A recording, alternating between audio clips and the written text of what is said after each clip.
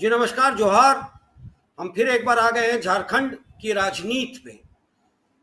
13 तारीख को है इलेक्शन। आज हो गया 3 तारीख, 4 तारीख को। मुश्किल से 9 दिन बचे हैं और 9 दिन का महत्व बहुत होता है। न्यूमेरिकली आप देखें तो 13 तारीख को जहां भी चुनाव होना है, झारखंड की राजनीति का बहुत इंपॉर्टेंट है। कोल्हान, संथाल परगना और प्रधानमंत्री भी वहां थे झारखंड में। उन्होंने शायद एक ऐसे लाइन का इस्तेमाल किया है कि जैसे झारखंडियों, जैसे अंग्रेजों ने भगाया इस देश से, को भगाया गया इस देश से, उस तरह से हम कोल्हान में उनको भगाएंगे जो झारखंड के लिए खड़े नहीं होते।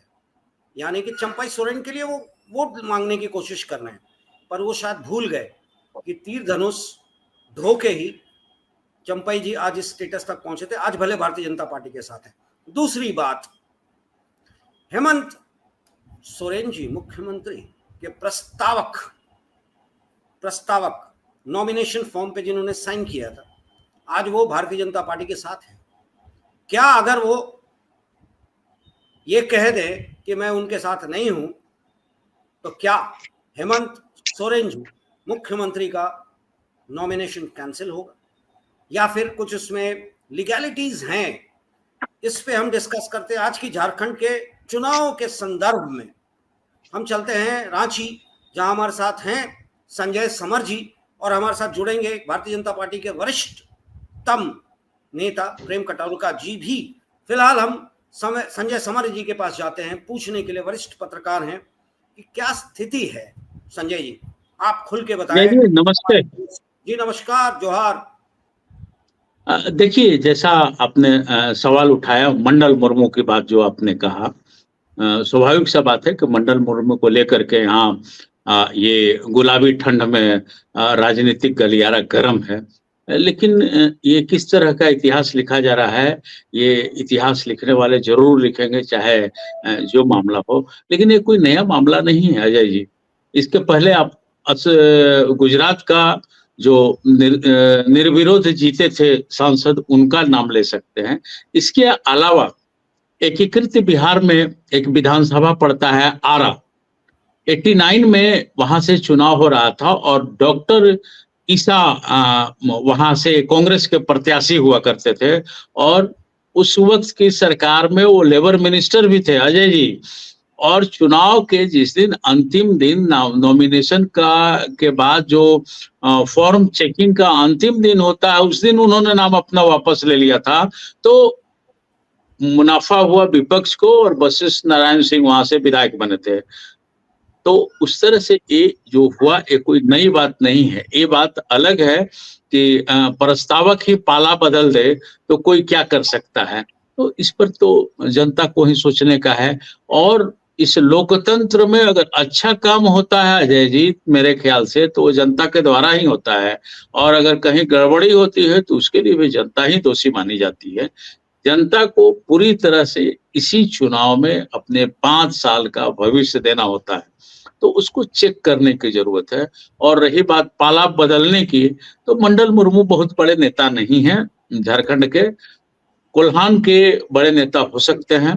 सिद्धू कानू तो शहीद परिवार से हैं, तो अब शहीद परिवार के बारे में क्या कहा है। अब तो बोलने वाले ये भी बोलते हैं कि राहुल गांधी भी शहीद परिवार के हैं, उनकी दादी की हत्या हुई है, राजीव गांधी की हत्या हुई है, वो भी तो शहीद परिवार के हैं। संजय जी, एक सेकंड के लिए, एक प्रस्तावक किसी कैंडिडेट का जो कि मुख्यमंत्री के चुनाव के लिए लड़ रहा है, कैंडिडेट है, उसका प्रस्तावक, जेएमएम का प्रस्तावक पाला बदल लेता है, तो क्या कैंडिडेट का कैंडिडेट रहेगा या नहीं रहेगा? लीगैलिटीज क्या कहती है? देखिए, ये एक अहम सवाल है और इस पर कानूनविद से भारतीय जनता पार्टी भी सलाह ले रही है और इस मुद्दे को लेकर के झामुमो भी सलाह ले रहा है और उस सलाह को ही इम्प्लीमेंट किया जाएगा। चूंकि मामला थोड़ा सा पेचीदा हो जा रहा है, तो इस पर मैंने भी कई कानूनविदों से बातचीत किया। अभी वो लोग कोई ठोस नतीजा पर नहीं पहुंच पाए हैं, या फिर कोई ठोस जवाब उन लोगों ने नहीं दिया है कि इसमें क्या हो सकता है और क्या होना चाहिए। तो ये लोग अध्ययन और मनन दोनों कर रहे हैं। हमें लगता है कि कल तक ये क्लियर हो जाएगा। यहाँ के महाधिवक्ता से भी हमने बात किया, पूर्व महाधिवक्ता से भी हमने बात किया, तो जो भी है वो छन करके बहुत ठोस बात सामने नहीं आ पा रही है। तो अब हम लोग देखें, कल परसों तक 2 दिन का इंतजार करें, और हमें ऐसा लगता है कि कुछ न कुछ रास्ता निकलेगा। लेकिन ये चीज एक नैतिक जिम्मेवारी की चीज बनती है। अजय जी, मंडल मुर्मू ने ज्वाइन कर ले, लोकतंत्र में स्वतंत्र है इंसान कहीं आने के लिए, कहीं जाने के लिए, लेकिन क्या उनके प्रस्तावक के नहीं रहने से कानूनन क्या क्या अड़चन आ सकती है, इसको लेकर के काफी गूढ़ अध्ययन चल रहा है। अजय जी, अंदर खाने की बात बताएं तो झामुमू भी काफी बेचैन है इस मामले को लेकर के।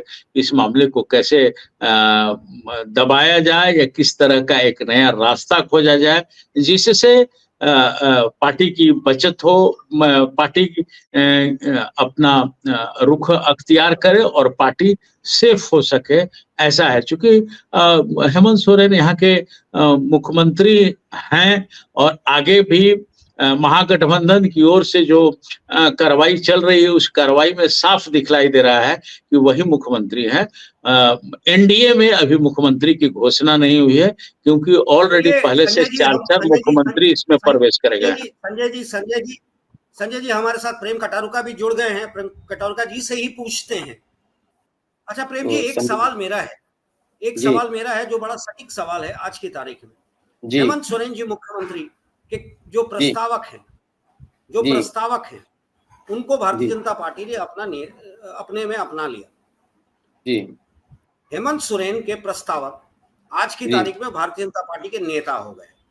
जी, क्या होगा? मेरा ये मानना है कि जब तक वो लिखित अपना विरोध नहीं जताते हैं प्रिजाइडिंग ऑफिसर के पास में कि भाई मैं प्रस्तावक से अपना नाम वापस लेता हूं, तब तक कोई संकट हेमंत सोरेन के लिए नहीं है। पर ऐसी स्थिति में अगर वो जब तक लिखित, मैं वही जानना चाहता, जब तक वो लिखित नहीं देते हैं, क्या भारतीय जनता पार्टी ये खेल तो नहीं कर रही है कि नेता मेरे साथ प्रस्तावक हेमंत सोरेन का वो लिखित ना दे?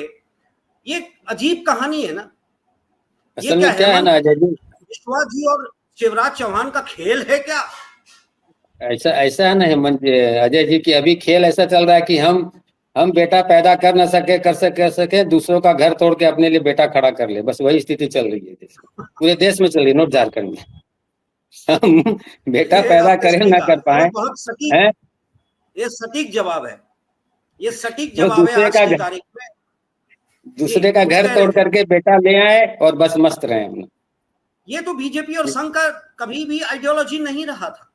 नहीं, कल्चर हम लोग का नहीं था। माने देखिए, अब किसी का ब्याह होने जा रहा और दूल्हा को भगा के ले जाए, तो ये कल्चर तो नहीं था हम लोग का। मुझे नहीं लगता है कि मैं भी संघ से वर्षों से जुड़ा हुआ हूँ, मुझे नहीं लगता है हम लोग अजय जी हमने खुद बहुत से लोगों को ज्वाइन कराया है, लेकिन प्री इलेक्शन ज्वाइन कराया है। साल भर चुनाव के पहले, 6 महीना चुनाव के पहले लोगों को ज्वाइन कराया। ऐसा नहीं कि कोई पहली बार ऐसी घटना, लेकिन इन चुनाव के वक्त में इस तरह की घटना हम लोगों के साथ कभी नहीं घटी और हम लोगों ने कभी उस तरह का प्रयास भी नहीं किया। आपको याद होगा जब जयपाल सिंह स्टेडियम में 1996 7 जनवरी को माननीय अटल जी आए थे, तो कृष्णा माडी हो, बागुन सुमरई हो, शैलेंद्र महतो, इस तरह के कम से कम 25 वरिष्ठ नेता और हजारों कार्यकर्ताओं ने ज्वाइन किया था पार्टी। चुनाव तो नहीं था उस समय ना, चुनाव था अप्रैल मई में लोकसभा का। तो हम लोगों ने पहले ज्वाइन कराया था और वो लोग रहे भी काफी दिनों तक, कुछ लोग एमपी भी बने। तो इस तरह का पहले होता था कि समय से पहले ले आना, जिसमें वो पार्टी में रच बस जाए। अब हमें लगता है कटारुका साहब कि शायद थोड़ा साल मिस कर रहे हैं। सांसद रिश्वत कांड उसी वक्त का है। सांसद रिश्वत कांड उसके पहले का है, 96 का नहीं है, उसी वक्त का है। उसके बाद नरसिम्हा राव की सरकार का है, तो 96-97 जो आप बता रहे हैं, तो लगभग उसी के बाद का है। उसी बात के बाद जो 95 चुनाव हुआ या 94 चुनाव हुआ, तो उसी चुनाव के समय की ही बात आप बता रहे हैं। नहीं नहीं नहीं, ये 91 में जो चुनाव हुआ था राजीव गांधी जी की जो हत्या हो गई थी ना, उसके बाद 91 का चुनाव था ये लोकसभा का, और उस समय राजीव गांधी 5 साल हुआ ना, तो दाग तो था, दाग को तो आपने भारतीय जनता पार्टी में ले आया। एक ही दाग तो आदमी शिबू था ना। सोरेन पर ही था ना, कि 3.5 करोड़ रुपए का जो चार्ज हुआ था, उसके बाद आप लोग भारतीय जनता पार्टी में ला करके आप लोग साफ सुथरा कर दिए। चार्ज तो उसी वक्त का था ना, शिबू सोरेन को कहाँ लाया हम लोग? शिबू आपने तो सोरेन को बताया ना कि हाँ भाई शिबू सोरेन को कृष्णा नहीं, माडी से, कृष्णा माडी को भी लाया गया था। नहीं, शैलेंद्र महतो का नाम लिया मैंने, नोट शैलेंद्र महतो भी उसमें थे, सांसद रिश्वत कांड में। हाँ तो ठीक है, केस चल रहा था उस समय ना, कोई तो उस समय ये हुआ नहीं था, किसी को जेल भी नहीं हुई थी उस समय, बाद में हुई सबको जेल उल, मान लीजिए जो भी था, उस समय इंक्वायरियां चल रही थी। ठीक है, ये तो सही है, एक प्रोसेस में था मामला उस समय। एक तो बीजेपी ने मुख्यमंत्री भी बना दिया जेएमएम से आए हुए अर्जुन मुंडा जी को। जी, तो उनके ऊपर कोई दाग तो आरोप तो था नहीं उस समय तक, दाग नहीं था, पर जेएमएम से शिफ्ट किए हुए, आइडियोलॉजी से दूर शिफ्ट किए हुए को नेता बनाना पड़ा बाबूलाल जी के चलते ही उस समय में, क्योंकि बाबूलाल जी को जो बयान आया था उस समय कि मैं तो भाजपा का राजकुमार हूँ, भाजपा का युवराज हूँ, जो मर्जी करूंगा। उसके बाद में कुछ ऐसी घटनाएं घटी, आपको याद है, जिसमें दंगा हुआ था रांची में, वो खड़े हो गए, नामधारी खड़े हो गए। देखिए अजय जी, अभी स्थितियां, कटारुका साहब, अभी स्थितियां कमोबेश सबकी उसी सबका वही है। भारतीय जनता पार्टी के प्रदेश उपाध्यक्ष जवाहर पासवान जी अभी कल परसों पार्टी छोड़ करके झामुमो ज्वाइन कर लिए। झामुमो के पास भी वही हिसाब किताब है। कमलेश सिंह जिनको लेकर के आप लोग आंदोलन किए थे कटारुका साहब, उनको भारतीय जनता पार्टी ने ले लिया। कमलेश सिंह की बात मैं बता रहा हूँ, मधुपुरा शासन की बात मैं बता रहा हूँ। दूसरी तरफ आप चले हैं तो कहीं भी जनता पार्टी में बहुत सामान्य स्थिति नहीं दिखलाई दे रही है। राजनीति का जो रास्ता पकड़ा गया है, इसका इतिहास कैसा होगा कटारुका साहब? इतिहास किसी पार्टी की बात नहीं कर रहा हूं, मैं सबकी बात बताऊंगा। अगर आप जानना चाहेंगे तो मैं झामुमो के बारे में भी बोलूंगा, कांग्रेस के बारे में भी बताऊंगा। भारतीय जनता पार्टी तो जो कर रही है, मतलब तमाम तोपने के बाद उजागर हो ही जा रहा है। संजय जी, राजनीति का इतिहास बहुत बढ़िया था, आप भविष्य की बात कर रहे हैं ना, और भविष्य मुझे भी नहीं मालूम है कि कैसा होगा। जो जिस राह पे आज की राजनीति चल पड़ी है, उससे देश आर्थिक गुलामी की ओर बढ़ रहा है। एक मैं आपको बता रहा हूं, क्योंकि मैं, अजय जी जानते हैं, मैं आर्थिक क्षेत्र में बहुत अध्ययन करते रहता था पहले भी पार्टी में रहते हुए। तो आज की परिस्थिति जो है वो भारतीय जनता पार्टी हो चाहे कोई भी दल हो, सभी के लिए एक संकट का समय है, जिसको सबको समझना चाहिए। हमारा देश जो है आज के दिन 210 लाख करोड़ रुपया से ज्यादा का कर्जदार हो चुका है, 210 लाख करोड़। ठीक है, तो ये गंभीर चिंतनीय विषय है। ऐसा नहीं है कि मतलब सब दल मौज करेंगे। जब संकट आएगा देश पर ना, तो सब दल को उसका भुगतना पड़ेगा, खामियाजा भुगतना पड़ेगा, और सबको उसका चुकता भी करना पड़ेगा। ये जान लीजिए, ये नहीं कि कोई एक दल चुकता करेगा, सब दलों को उसका चुकता करना पड़ेगा। आप वरिष्ठ नेता हैं, रहे भी हैं, किसी दल का मुद्दा राष्ट्रहित क्यों नहीं बन पा रहा है अभी तक? विकास की बातें क्यों नहीं हो पा रही है कटारुका साहब? एजुकेशन की बात, शिक्षा की बात, स्वास्थ्य की बात, सड़क की बात, व्यवसाय की बात ज्यादा हो रही है। कारण क्या है? अब जब व्यवसायी संगठन और सरकार चला रहे हो तो उस पर मैं क्या कहूँ आपको। नेता जो रहता है ना, वो जन नेता कहलाता था पहले, अभी वो मित्र कहलाता है। तो फर्क है ना दोनों चीज में। मित्रता निभाना और जनता को साधना में बहुत अंतर होता है।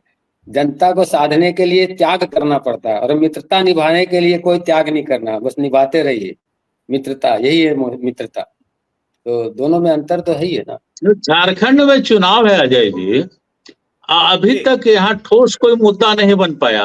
मान लीजिए बांग्लादेशी घुसपैठ अगर विपक्ष बना रही है कि हाँ भाई बांग्लादेशी घुसपैठ है, तो 2011 के बाद से यहाँ सर्वे हुआ नहीं है, वो जनगणना हुआ नहीं है। ठीक है, वो कैसे लिस्ट बना रहे हैं वो अलग का पार्ट बनता है। दूसरी चीज, यहाँ सबसे बड़ी दिक्कत क्या है कटारुका साहब जी? एजुकेशन का। कई बार आपके चैनल पर मैंने कहा भी है, एक VC नहीं है यूनिवर्सिटी में। जितनी VC है, एक VC नहीं है। ये मुद्दा नहीं है, इसके लिए गवर्नर के पास कोई मिलने नहीं जा रहा है। कॉलेज में टीचर नहीं है अभी, जहाँ कटारुका साहब ने कहा 2008 के बाद बहाली नहीं हुई है। नर्सेज बहुत कम है, एजुकेशन में शिक्षकों की भारी कमी है। क्या बात हो रहा है भाई?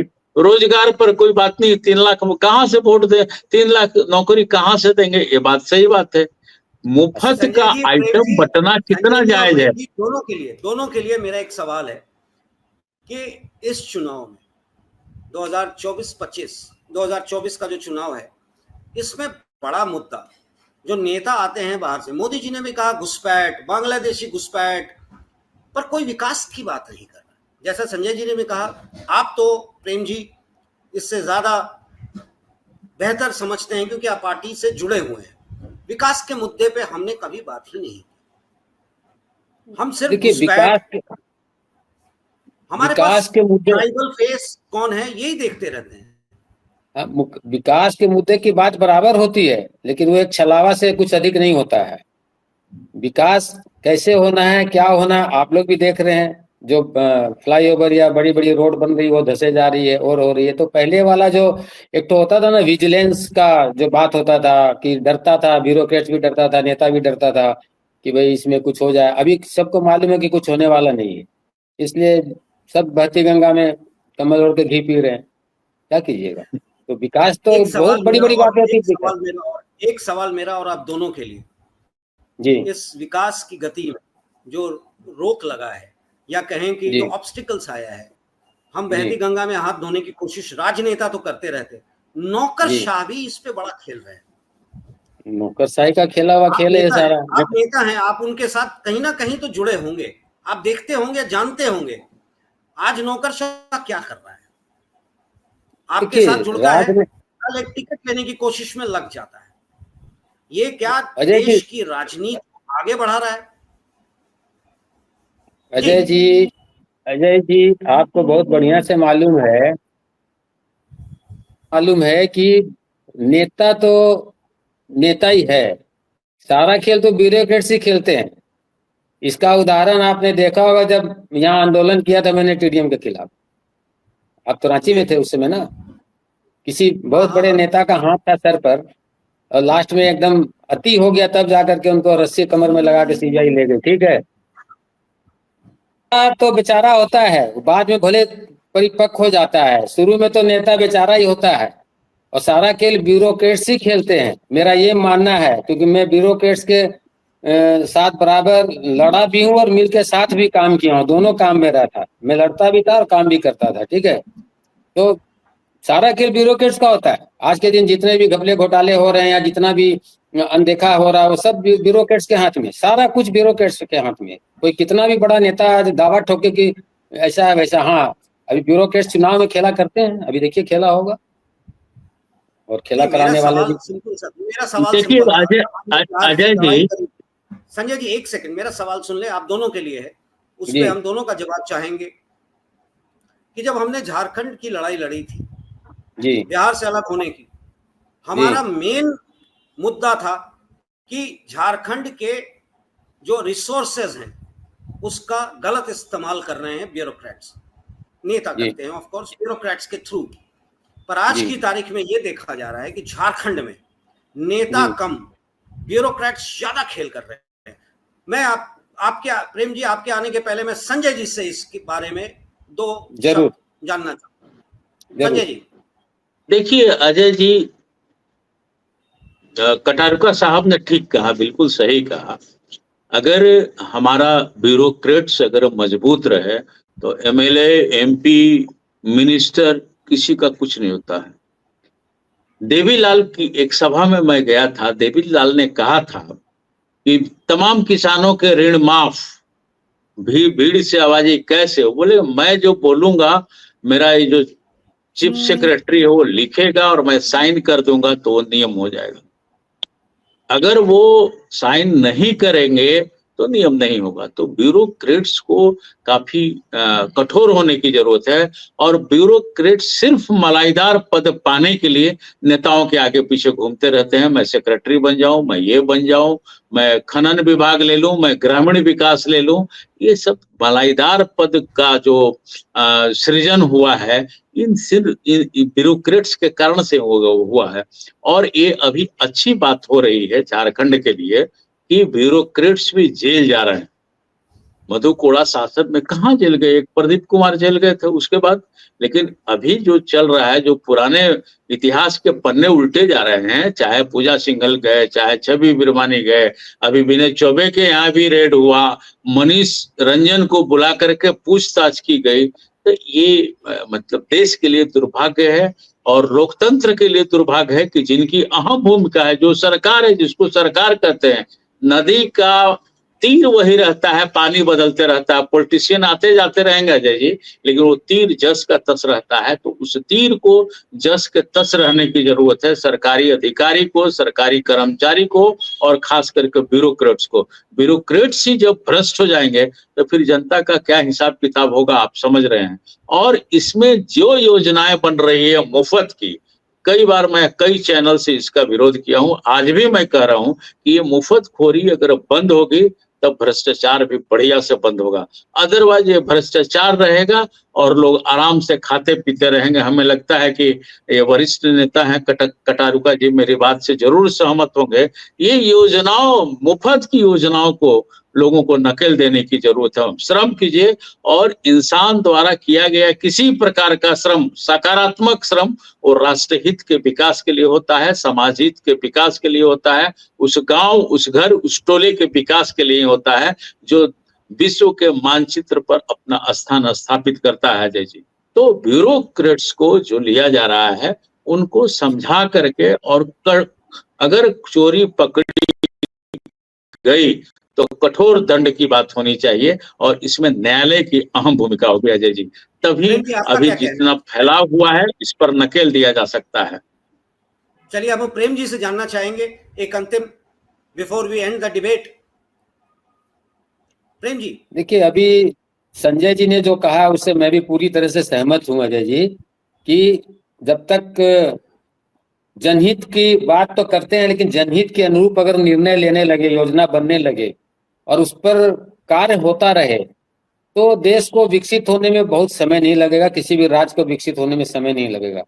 लेकिन योजनाएं बनती हैं, अब तो 25 साल की योजनाएं बनने लगी, पहले तो 5 साल की पंचवर्षीय योजना बनती थी, उसी में लोग बाप बाप करते रहते थे, ठीक है ना। तो वो 5 वर्ष की योजना में लोग हताश परेशान रहते थे, 25 वर्ष की योजना बनती है, तो क्या कहा जा सकता है इसमें कि सोच क्या है। अरे भाई, छोटी योजना बनाओगे, कम समय की बनाओगे, जल्दी पूरी हो जाएगी, आप उस पर निगरानी रख सकते हो, काम कैसा हो रहा नहीं हो रहा है। लेकिन अब 25 वर्षीय योजना के बारे में कुछ भी कहना मेरे लिए उचित नहीं है, साफ बात बोलता हूँ, क्योंकि वो ऐसी योजनाएं हैं जो हवा हवाई है, हवा हवाई है। हर बार आएंगे, नया नया घोषणा करेंगे, आप भी करेंगे, हम भी करेंगे, हेमंत जी भी करेंगे, मोदी जी भी करेंगे, जो भी आते हैं करते हैं, लेकिन उसमें से पूरी कितनी होती है।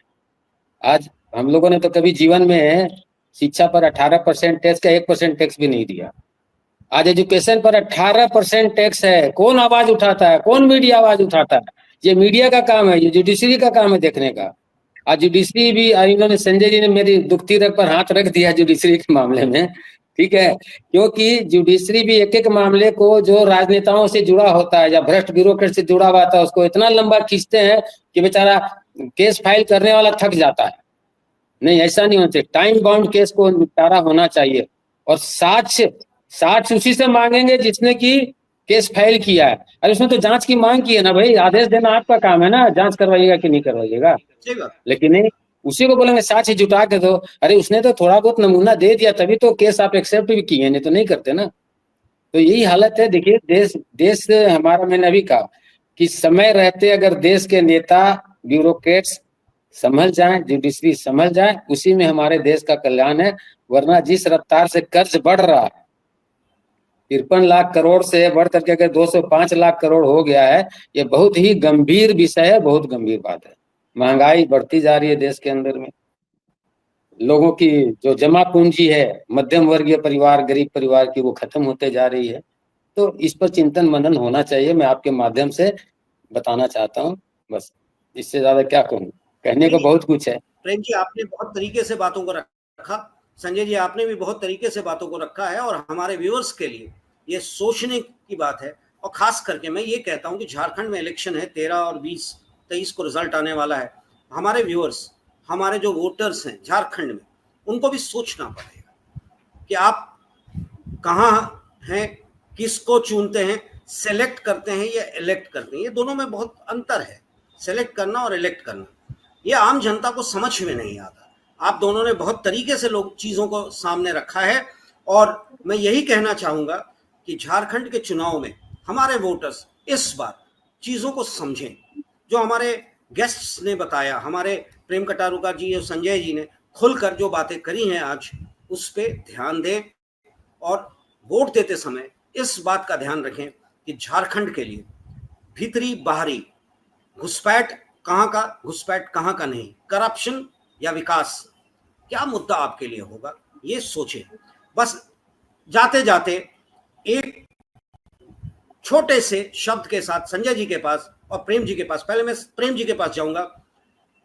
टू एंड दिस शो, आपको क्या कहना है अपने वोटर्स के लिए, क्योंकि झारखंड चुनाव, आप हैं झारखंडी, झारखंड के इलेक्शन में वोटर्स को क्या आप बताना चाहेंगे, क्या चाहता है झारखंड? झारखंड यही चाहता है कि जो भी मतदाता है वह सोच समझ करके वोट करे, अपने हित की सोचे, राज्य की हित की सोचे, लोक लुभावन नारों से न फंसे, और सोच समझकर अपने लिए वोट करे, अपने लिए वोट करे, अपने राज्य के लिए वोट करे। धन्यवाद। और संजय जी, मेरा कहना है अजय जी, मेरा कहना है वोटरों से, जो आपने कहा कि वो मतदान जरूर करें, चाहे जिसको करें मतदान जरूर करें। ये 60% 65% जो होता है, इसको 90% 95% तक इस बार ले जाएं तो लाभ होगा, निश्चित लाभ होगा। कम से कम झारखंड में हंग असेंबली नहीं होगी, तो 90-92% करें और खुल करके करें तो उसका रिजल्ट आएगा। और जो जितनी समस्याओं को चाहे कटारुका जी ने गिनवाया, चाहे हमने गिनवाया, चाहे आपने गिनवाया, उस समस्या का निदान है कि हम लोग बढ़ चढ़ करके, तमाम जनता से अपील होगी आपके चैनल के माध्यम से कि फ्लैट में ना बैठे, सड़क पर निकले और मतदान करें। अजय जी बहुत अच्छा लगा आप लोगों से मिलकर, आप लोगों की बात सुनकर, और आपने हमारे व्यूअर्स को बहुत तरीके से समझाया। मेरे व्यूअर्स को यह कहना है, कीप वॉचिंग न्यूज़ नशा। इसी तरह के खबरों के साथ और इस तरह के मुद्दों पे हम आपके साथ अपने वरिष्ठ लोगों को लेकर आएंगे उनके व्यूज के लिए। जी जोहार। और आप हमसे जुड़े रहने के लिए सब्सक्राइब करें YouTube पर, फॉलो करें Twitter पर और लाइक करें Facebook पर। और ज्यादा जानकारी के लिए आपको टाइप करना होगा सिर्फ न्यूज़ नशा।